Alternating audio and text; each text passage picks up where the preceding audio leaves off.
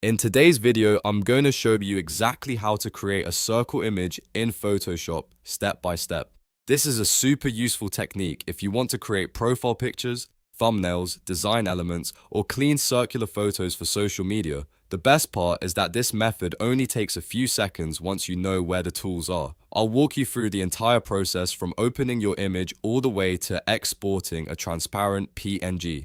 And if you find this tutorial helpful at any point, make sure to hit the like button and subscribe to the channel for more simple Photoshop tutorials just like this. Alright, let's jump right into Photoshop. The first step is to open the image you want to turn into a circle. Go to the top menu, click File, then click Open and select the image from your computer. Once your photo appears inside Photoshop, make sure the layer is unlocked. If your image is labeled as a background layer and you can't edit it, simply click the small lock icon next to the layer in the Layers panel. Unlocking the layer allows Photoshop to delete or remove areas of the image later.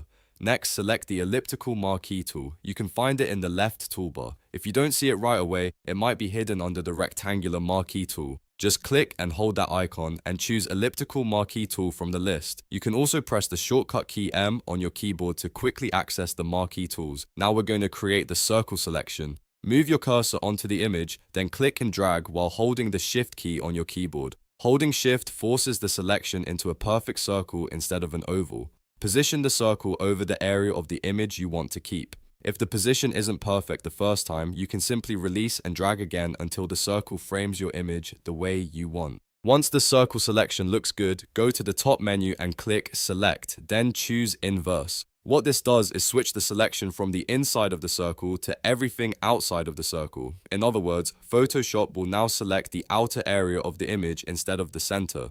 Now press the delete key on your keyboard. Instantly, everything outside the circle will be removed, leaving only the circular portion of your image visible.